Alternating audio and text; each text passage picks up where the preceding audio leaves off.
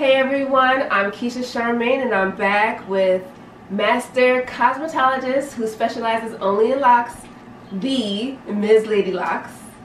Any blessings. And today she is styling my hair. Well, first she's doing my maintenance. She's twisting it with my Love Light and Locks gel, which will be out very soon. Once it's out, it'll be available at the link above. She's maintaining it and she'll be styling it for a formal occasion. As you can see, I am dressed in a little formal wear, you know. Very often, I myself on my channel, I just showcase very simple DIY lock styles. So I thought that it was a perfect opportunity to have a master loctician. We have locticians available for us to maintain our hair and style our hair for when we can't do it ourselves. So MzLadyLox, would you like to introduce yourself? Sure. I am MzLadyLox out of Atlanta, Georgia. And I have been doing hair for over 20 years. I've been locked for over 20 years. I come from a family of what you call lock heads. Oh, is that right? Many blessings, yes. They actually all started locking out. My sister was a Ross, you know, a brother-in-law and all them. So I actually learned a lot of my hair and spirituality notes from them on my journey. Oh, that's lucky. That's lucky you have that resource. I was pretty much the first one. Well, I have a cousin who would locks and I have some distant family, but I was pretty much the first in my immediate family to get locks. My mom followed afterwards. So I had to learn pretty much everything from researching on YouTube and Google. So. And how long ago was this? Well, I started my locks in 2010. So I've had my locks for 11 years. Wow. Yeah, it started getting cool, shall I say, around that time period. Like when I was locking, when I first started, it wasn't like the cool hairstyle. Right. You know, I was criticized by people of my own melanin. It was crazy.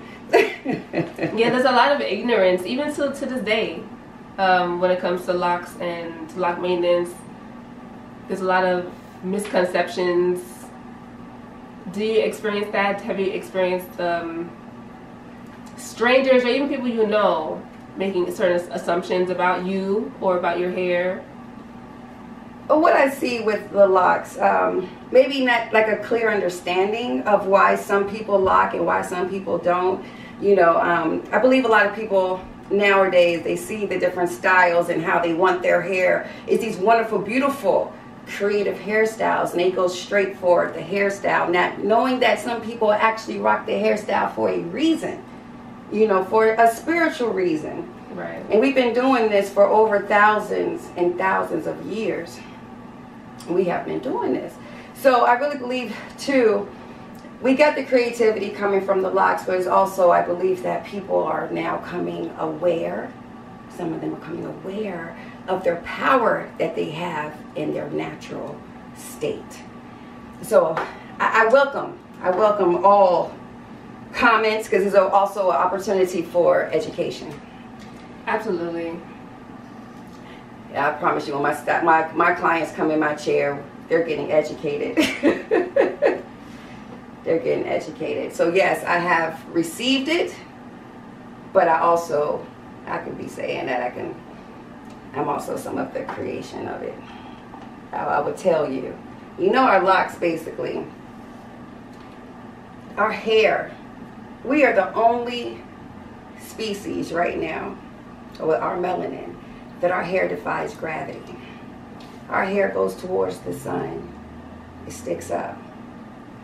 On this particular plane, gravity holds everything down, but our hair goes up.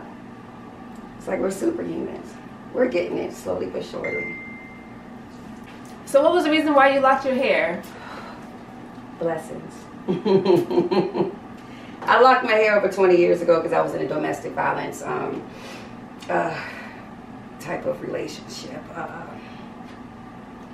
I had to go search for myself, and doing that, this wonderful young man at work at Bank of America, he gave me a book by Naeem Akbar, Breaking the Chains of Psychological Slavery. that actually gave me like a passage, that as well as Anthony Broder's Breaking the Chains of Psychological Slavery. And there was a passage in these books that basically stated, every 6 to 8 weeks, we get a reminder that's not how our hair is when we have a relaxer. When that new growth comes out, right? And then we relax the hair. It's like, it's on the same level as telling God, you made a mistake. And it's like it came to that, my understanding is like, God doesn't make any mistakes. And you can't live in darkness and think you're going to grow. So my mind state had changed. And it was like a covenant that I had that, okay, God, you make no more mistakes. You make no mistakes. So I'm going to go natural and my hair is going to represent you. And everything that I do is going to represent God, really. And that's my spirituality. That's where it started. My hair represents how long I've been free. That's how long, you know. So I don't cut my hair. I'm never going to cut my hair. My hair represents me and my journey. Watch, everybody has like a journey, right? Absolutely. People lock for different reasons, and mine happen to be spiritual. And it's been a wonderful journey. Yes, I also locked my hair for self-discovery purposes. I was 19. Was I? I was 18 when I first started going natural. I stopped relaxing. And then I actually locked it up after 10 months. So I was 19 at that point. And I was in college. I was just trying to discover myself, discover the world. And yeah, I haven't turned my back since. I haven't cut them, as you can see. I have not cut them. Although I sometimes I am tempted to cut them shorter. Mm-hmm. So have you thought about cutting your locks shorter at least? I know you're not going to cut them off all the way, but have you thought about cutting them shorter? Nope, I'm riding this out. Yeah? I swear, it's like when I retire, my plan is to color my hair black and let it clump up all over. I don't care. If I have one big lock, I'll be okay. Yeah. I have thought about that too. I had thought about freeforming because so I don't have to be so concerned about vanity and so concerned about does my hair look perfect for this? Does my hair look perfect for that? My hair look, if I freeform, my hair looks like how it naturally would look. Mm-hmm. So that's another reason why I sometimes consider cutting them, but I probably won't. You can always just gather them together and let them just do their thing too. Yeah, well honestly the main reason why I consider cutting my locks is because of how long they are. My hair grows very fast. I take care of them. It's partially genetics, but I take very good care of them. I use my organic herb infused products, which also helps them grow really fast. And it just grows, it's just really long. It's past my butt and I'm tall. I'm tall. So sometimes I just want it to be like waist length again because it's just easier to manage. I have to wash, when I wash my hair in the shower, I'm sitting down in the tub. I'm sorry. Because it's you know, when it's filled with water, it's heavy. So I'm just sitting down so it's not too much on me. So sometimes I feel like, yeah, that's the reason why I want to cut them, so it just be easier to maintain and handle. I've came across people that had to cut like the bottom half, like my mentor. She cut the back of her hair from here, you know, this bottom half. And it was because she was having too many headaches, and the doctor recommended that she go ahead and cut her locks. Wow. So she cut the back half. She said they put it in a baby wear, and it weighed 10 pounds. So that was 10 pounds of hair that she had that was just pulling. She's tall like you too. So today she still rocks that bottom half like that shaved. So it's like the shaved back. Okay. It's that bottom half. So her undercut. An undercut. Yeah, that's cool. Undercut. That's cool. And she was doing it before it became a trend. Wow, that's so cool. Yeah, and she said also she had to trim it because it's Malika. But she said she also trimmed it because when she went to Walmart one time and she was going to the restroom, it hit the toilet. She said it was over, and she cut her hair. I understand.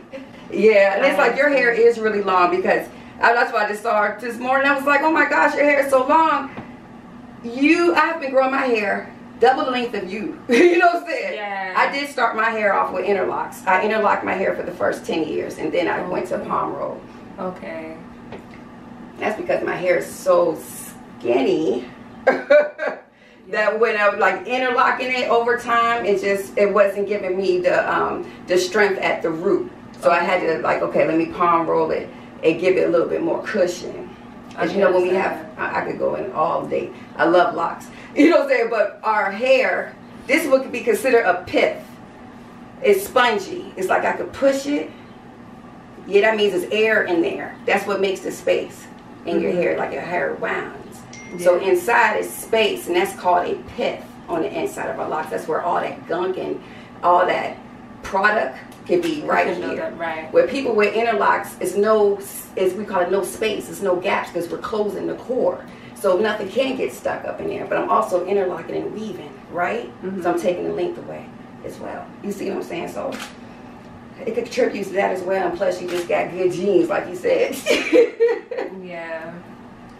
Wow. So you mentioned that you were interlocking and then you started palm rolling. So what is the method that you're using right now to groom my hair? I'm doing like a palm roll technique, as well as I'm smithing. I'm locksmithing your hair because it's from fuzzies right here, which is common with people with any type of it, with the interlock process and the palm roll process. You get loose hairs. Yes. We all get hairs that come out of our hairs, but you need to roll it back in to train that hair right back into the lock. So what I'm doing is just push pulling. So I'm just rolling it back into the hair. And I'm asking her, does it hurt? Because it could look like it's hurting because I'm tugging. But she's extremely...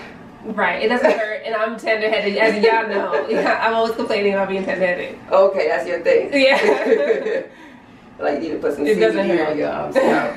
I'll have to try that. Yeah, we made like a little tonic, put some CBD in some water, and actually will calm the scalp. That's a good tip. Yeah, I just gave somebody $1 million idea for no reason if I don't do it first. But that's my job. Somebody do it. It's enough money out here for everybody. This is $1 billion freaking industry. That is a fact. Yeah, so I don't think I've ever discussed locksmithing on my channel, so I'm very happy that you just gave that display and that education. Miss Maria Thompson, she is the one who told me about that. Okay. Oh, that's good. That's me going slow at it. And then I'm just the clipless method. Yes. I'm just taking a little bit of the product. I don't use no comb, so the hair will come out automatically. All the new hair, that's what we're maintenance. Okay, why I got it taut and push pulling. Roll that hair back in there. It's also good for people with interlocks to get that loose hair back into that lock. Then do one little final little twist.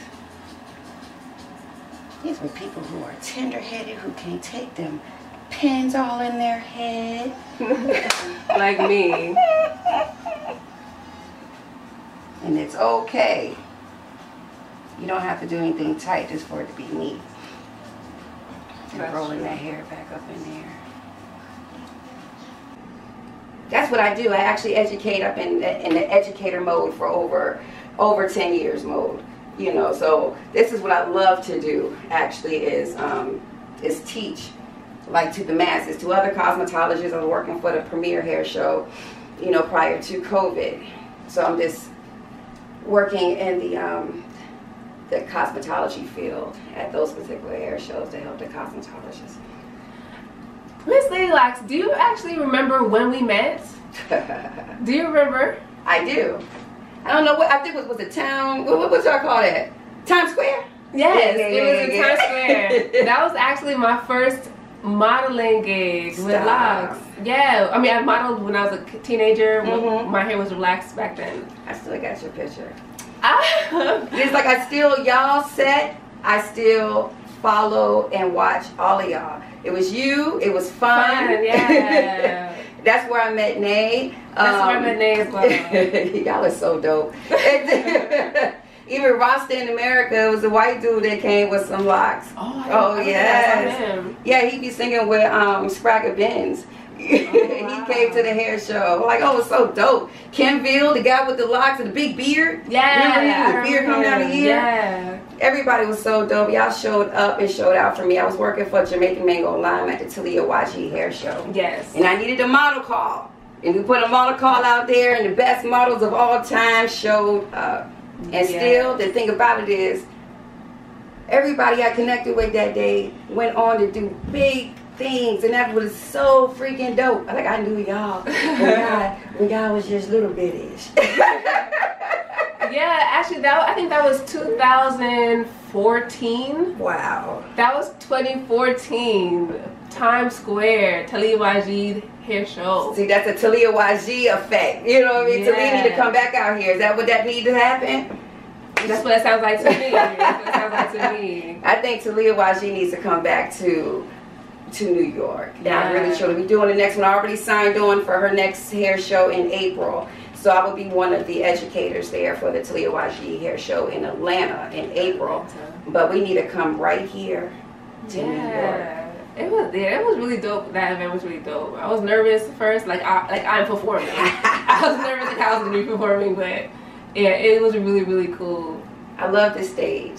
I love the stage, and you did awesome. That's what I remember. Is this sat there? I did awesome. I just sat there. I literally sat there while she did my hair. It's like to come up, to be on stage, you have to come up with hairstyles on top of your head real quick. You know what I'm saying? It's like, okay, let me look at the person's head. Let me see what type of hair they got. All right. I was able to do a hairdo, updo on you. Yes, yes. You know what? I'll find the photos and insert them here. The thing is, that day was actually very monumental for me. Oh, bless So this is what happened, right? So at the time, I had 2 jobs. Well, I guess you could say 3, because I was doing YouTube. I was also working at my old high school along with the college advisor, and I was working at Home Depot, right? Did you see Foxy there? Okay, go ahead. The job that I had at my old high school, that was just a summer job, so that was temporary. And the Home Depot job, that was just a part-time job. So that's why I was getting money from different places. So I was on schedule to work at Home Depot the day of the show, so I requested off and they denied me. I requested off again and they denied me again. So I said, I'm just gonna call out. So I called out, of course, and I modeled, and I just enjoyed myself so much at the event. I just loved the experience. I just felt like such an energy. My heart was so full. So I decided I'm not going back to Home Depot, and I just never went back to Home Depot. I mean, I at least texted my supervisor. I was like, listen, you know, I'm supposed to let you know, because I respect you, that I'm not coming back to this job. Thank you for everything, because she was a really nice lady. It's an older Jamaican lady. I really liked her, but they used to work her so hard, and they worked all of us too hard. But that's another conversation. So I told her that, and she said, okay, just write your letter of resignation. I never did that. I just never went back. Yeah, and that's when I decided to go all in with my brand. Should have picked up your check at least. I mean, it was direct deposit, so I didn't have. At least you text. Yeah, exactly. I mean, it's funny because every now and then I have to go to that Home Depot to get money, so I have my hat on. Like, I mean, that was 2014, so like, I doubt my supervisor was there, or anybody I worked with is still there, but right. Yeah. So I know you, like, I made a very good decision that day. Yeah. I mean, I was still working at my high school, but that was also something I did because I loved it. I loved working with the youth. At the time, I thought I was going to be a principal. I thought I was going to be in education, like in that kind of way. Mm-hmm. But I guess I am still in education, but in a different kind of way. Look at God. A very different way. That's why you had no desire to go back, because you already knew that this feels familiar. Yeah. I think this is my catalyst to do something. Yeah. Right. That's exactly it. You was in the right place at the right time for your glow up, bliss. Whoa. Yes. So what's your favorite aspect of being a loctician or an educator? What's the most valuable part of it to you? What part brings you the most joy? I feel like I'm asking you like 4 questions at one time. What brings me joy is I'm connected to the most wonderful people, and those are actually like my clients. I get so many different energies, but they're all positive. Some people need something from me. When I say need, it's like guidance or what have you. It's always another reason why they're attracted to you. You know what I mean? Yeah. So it's just like my clientele is awesome. They're forever coming different ones I welcome, but just to learn every single day from people for the better. You know, just like we call it transmuting energy. So if somebody comes in heavy, to know that I can release that off of them when they go back into the world, it is the most satisfying feeling ever. And that's what I do. I try to transmute the energy that comes to me. Either they're heavy, going through something, just got off of work or what have you. Oh, we gonna change that energy today. And when I see the results, that's what brings me happiness, because then I know I'm doing exactly what I'm supposed to be doing. Yes. Like I left corporate America, and now I'm doing my dream. It's like I'm doing my dream every day. You know what I'm saying? Mm-hmm. Who else? Why would I come to work unhappy? Yeah. I'm living my purpose, and it's only part of it. Right. It's only part of it. You know what I'm saying? I'm here to help everybody, really. I do believe that we have different purposes for different, parts of our lives. We just have to stay tuned to see what our next purpose is. It's every day. Yeah. Every day. I mean, at the end of the day, the basis of everything is just to bring happiness and love to everybody. You know, just the core of it. The core of everything is love. And compassion. You know what I'm saying? Treat people with compassion. Yes. And joy and peace. It's peace, love, and balance. That's what I call it. Peace, love, and balance. In my eyes. Yes. No, very often when I find myself feeling a bit stuck, if I'm having stuck energy or feeling down and I don't quite know what it is, I notice that once I get my hair done, my energy completely shifts. You're cleansing it too, though. Look at it. Like you're going through the elements every day, and you're just carrying on everybody's energy. Real talk. Yeah. And we, as being who we are, you know what I'm saying, our locks hold energy. You know what I'm saying? Our locks hold energy. Okay. Yeah. Good and bad. So it's good to always, I call it, cleanse yourself or reset. You know what I'm saying? I actually, like, for example, I bathe in sage bars, all that stuff. Gotta cleanse yourself. Gotta cleanse the spirit. I can't sit here and be doing people's hair and I cleanse my room and all that good. I gotta cleanse it before I gotta be right before I even touch anybody else. That's right. They can feel if I'm having an off day. Is that fair to that person? No. No. And I think that's a very key indicator of a loctician that really values their craft versus just a loc stylist. Come on. There's a whole difference. I was about to say that. Bless her. It's a whole difference between a loctician and a loc stylist. Yes. A complete difference.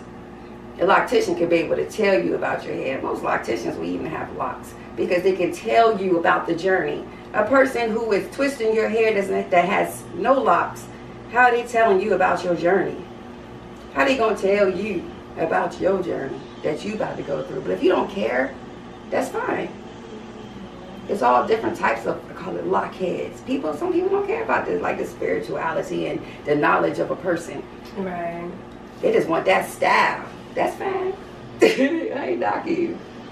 Yeah, each their own. We all have our own journeys for our own different purposes. But I tell you, it took me.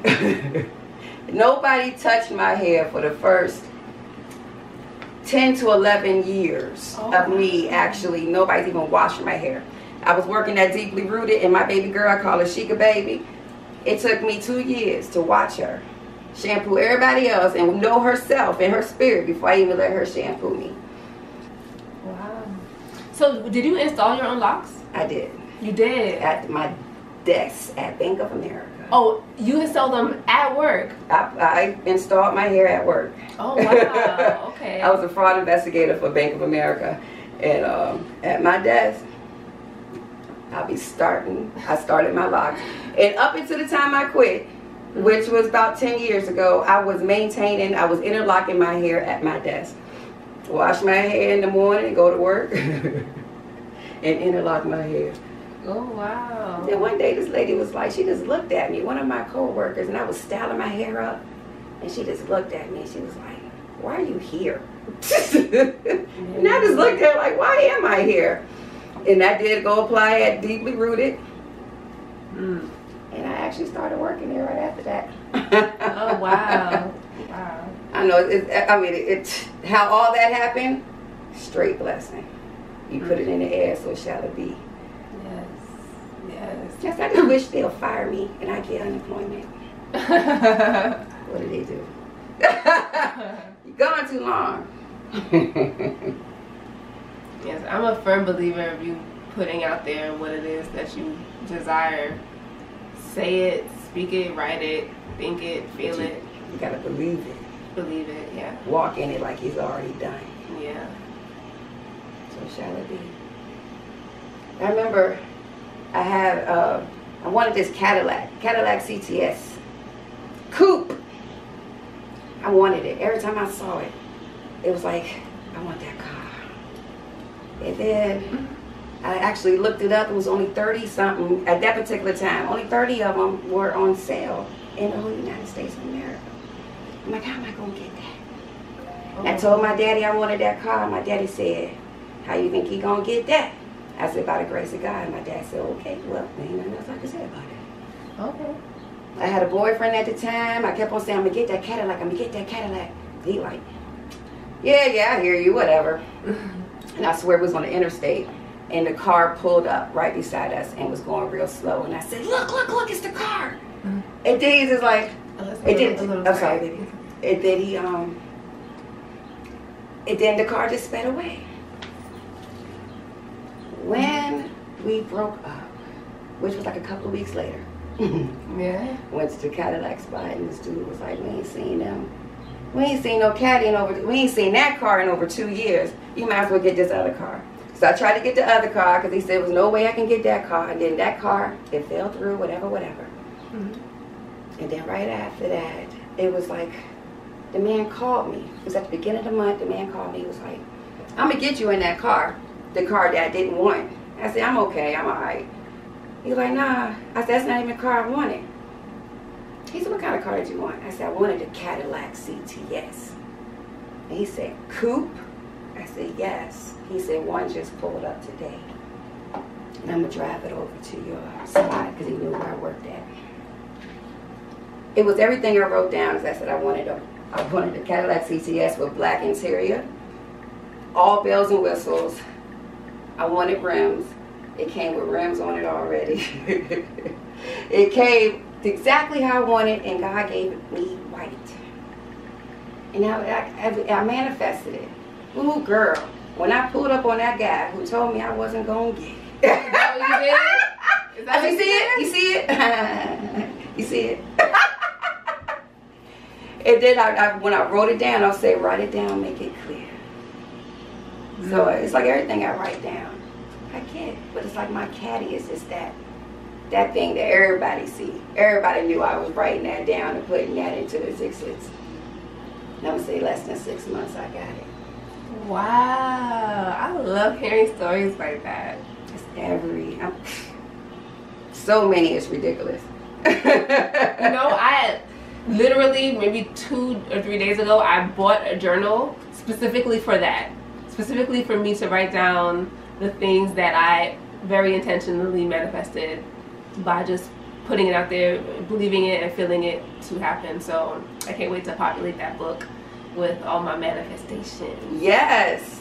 Like this took this. You don't gotta say, I don't look at the time period either. Because some things, like when you ask for certain things, it's actually now it's going to put you on the road of preparedness for it. You know what I'm saying? It's just like, for an example, if you ask for a whole lot of money, Lord, please give me millions. Okay, he's going to give it to you, but he's also going to teach you to be a wise steward over it first. You know what I mean? Like, I'm going to give you all this money, you're going to blow it tomorrow. You know what I'm saying? What about I get you there? Which can make you broke sometimes, but you're going to be a good steward of that money once you get it. Right. And you know what you're going to do with it. Because you can't say that, okay, I got this thing. Because you know, God gave this to me. And then you sit there and be a big old F up. You don't want to do that. Thank you. Also, I'd like to shout out Ivan Brown of Long Tower Photo, who is helping with the cinematography of it all. Contact on Instagram at Long Tower Photo for your bookings. Yeah.